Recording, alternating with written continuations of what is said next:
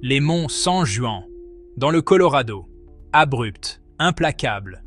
Ces sommets sont les témoins silencieux d'innombrables histoires d'ambition et de désespoir. En 1873, des rumeurs d'or ont traversé ces vallées, attirant des hommes comme Alfred Packer dans leur profondeur glaciale. La promesse de richesses inimaginables était trop forte pour y résister. Packer, un guide expérimenté, s'est lancé dans l'aventure avec un groupe de chercheurs d'or. Ils étaient animés par des rêves de fortune et l'espoir d'une vie meilleure. Leur destination, les villes minières en plein essor près de Breckenridge, dans le Colorado, où des fortunes se faisaient et se perdaient chaque jour. Leur voyage était une marche pénible au cœur des San Juan. L'hiver approchait et les montagnes devenaient chaque jour plus dangereuses. Les montagnes, enveloppées de neige et de silence, possédaient une beauté mortelle. Séduisantes et menaçantes à la fois, elles étaient un rappel brutal de la puissance de la nature. Les hommes, mus par l'avidité et les rêves d'or, ont continué d'avancer. Leur détermination était inébranlable, même lorsque les conditions se sont détériorées. Ils ont affronté des blizzards aveuglants, des vents violents et des températures glaciales. Les provisions ont commencé à manquer et la dure réalité de leur voyage s'est imposée. L'espoir a commencé à geler, tout comme leurs doigts et leurs orteils. Les rêves d'or, autrefois si brillants, étaient maintenant éclipsés par la lutte pour la survie. Les montagnes, indifférentes à leur sort, n'offraient aucune pitié. Elles se tenaient là comme des sentinelles silencieuses, observant la souffrance des hommes sans une once de compassion. Le voyage, autrefois une aventure pleine d'espoir, s'était transformé en une lutte désespérée pour la survie. Chaque pas en avant était un combat contre les éléments, et le moral des hommes était mis à rude épreuve. Leur chemin les a conduits à l'agence indienne de White River Ute.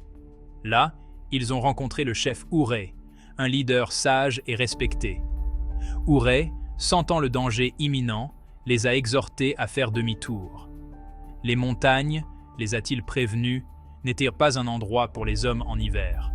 Il leur a offert un abri, de la nourriture et la possibilité d'attendre la fin de la saison rigoureuse. Aveuglés par leur soif d'or, Packer et ses hommes ont ignoré la requête d'Ouray. Ils se sont moqués de l'avertissement du chef, convaincus que leur détermination pouvait vaincre les éléments. Ils ont continué à avancer, leur arrogance étant une dangereuse compagne face à la fureur de la nature. Ouray, les regardant disparaître dans la nature sauvage et blanche, n'a pu que secouer la tête. Il savait que les montagnes exigeaient le respect, un respect que ces hommes n'étaient pas prêts à accorder. Les montagnes, comme irritées par leur défiance, ont déchaîné toute leur fureur. Des blizzards ont fait rage pendant des jours. Le sentier a disparu sous une épaisse couche de neige. Perdus et désorientés, les hommes ont erré dans le désert gelé. La faim rongeait leur ventre. Les engelures ont noirci leurs membres. Leurs rires, qui résonnaient autrefois dans les canyons, ont été réduits au silence par le vent hurlant. La peur, un compagnon glacial, s'est abattu sur le groupe. Ils se sont blottis les uns contre les autres pour se réchauffer, leur corps devenant plus faible chaque jour. Les montagnes, autrefois un symbole d'espoir, se dressaient maintenant au-dessus d'eux comme des dieux en colère. Leurs rêves d'or étaient enfouis sous la neige, remplacés par l'instinct primaire de survie. Mais la survie semblait de plus en plus improbable dans ce paysage impitoyable. Des mois plus tard, alors que la neige fondait, un groupe de chercheurs d'or a fait une découverte macabre près de Lake Fork. 5 corps gisaient, éparpillés sur le sol enneigé. Les hommes, leur chair dévorée, étaient méconnaissables. La scène était d'une horreur inimaginable, un témoignage de la puissance brutale des montagnes et des profondeurs du désespoir humain. La nouvelle de la tragédie s'est répandue comme une traînée de poudre. Des rumeurs de cannibalisme ont commencé à circuler, alimentées par l'état macabre des corps. Alfred Packer, le guide du groupe, est réapparu seul de la nature sauvage. Sa survie, alors que les autres avaient péri, a soulevé des soupçons. Les gens ont commencé à murmurer. Les montagnes avaient-elles coûté la vie à ces hommes, ou quelque chose de plus sinistre s'était-il produit dans la nature sauvage gelée? Interrogé, Packer a raconté une histoire de survie face à une adversité insurmontable. Il a affirmé avoir été séparé du groupe lors d'un blizzard. Il a parlé d'errer seul pendant des semaines, perdu et affamé. Il a juré être tombé sur les corps de ses camarades, déjà morts. Il a admis avoir mangé leur chair, mais seulement en dernier recours, un acte désespéré pour survivre. Cependant, son histoire était remplie d'incohérences. Les détails changeaient. Les chronologies étaient floues. Les preuves trouvées sur les lieux contredisaient ses déclarations. On a découvert que les corps portaient des traces de violence, suggérant quelque chose de plus sinistre que la famine. Les murmures se sont intensifiés. Packer était-il un héros qui avait fait ce qu'il fallait pour survivre, ou était-il un monstre qui avait dévoré ses camarades alors qu'ils étaient les plus vulnérables? Le tollé général a atteint son paroxysme, exigeant des réponses et que justice soit rendue aux chercheurs d'or disparus. La communauté était en émoi et la pression sur les autorités était immense. Packer a été arrêté et accusé du meurtre de ses compagnons. L'arrestation a été rapide et la nouvelle s'est répandue comme une traînée de poudre, alimentant l'intérêt du public et les spéculations. Le procès, qui s'est tenu dans la ville minière de Saguache, est devenu une sensation médiatique. Des journalistes de tout l'État ont afflué pour couvrir l'affaire et la salle d'audience était pleine à craquer de spectateurs désireux d'assister au drame. L'accusation a dépeint Packer comme un tueur de sang-froid, un homme qui avait profité des conditions difficiles pour satisfaire sa propre faim dépravée. Ils ont présenté un récit effrayant, détaillant le sort macabre des chercheurs d'or.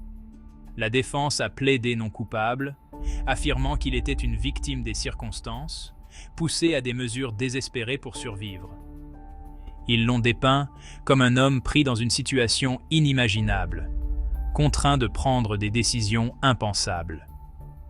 Le jury, influencé par les preuves accablantes et l'histoire contradictoire de Packer, l'a déclaré coupable d'homicide.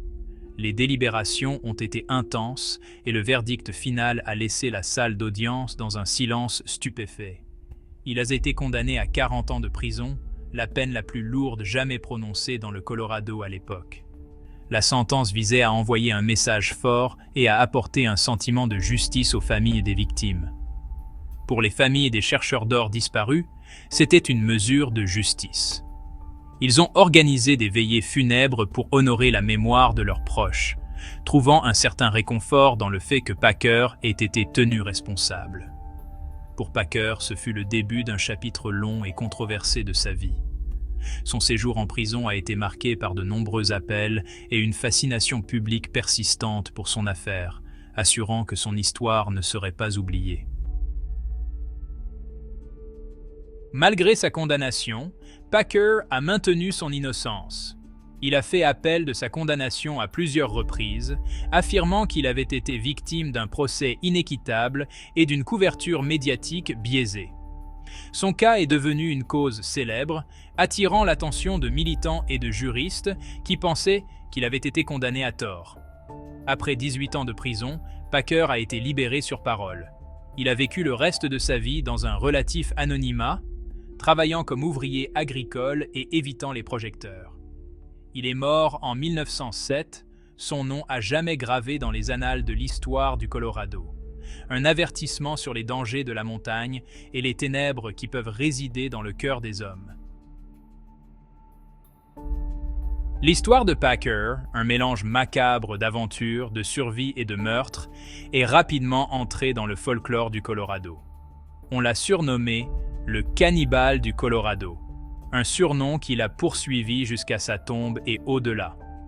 Son histoire, transmise de génération en génération, est devenue une légende, un conte effrayant rappelant la dureté de la nature et la fragilité de la morale humaine. Sa légende a perduré de multiples façons. À Boulder, un restaurant porte son nom, proposant sur son menu des plats au nom ironique tels que The Packer Special et The Alfer Burger. Son histoire a fait l'objet de livres, de documentaires et même d'un film d'horreur à petit budget. Par un étrange coup du sort, l'homme reconnu coupable de cannibalisme est devenu une sorte d'icône culturelle, son nom étant synonyme du passé sauvage et souvent brutal du Colorado. Si vous avez apprécié ce contenu, n'oubliez pas de vous abonner à notre chaîne et de liker cette vidéo. Merci de nous avoir suivis.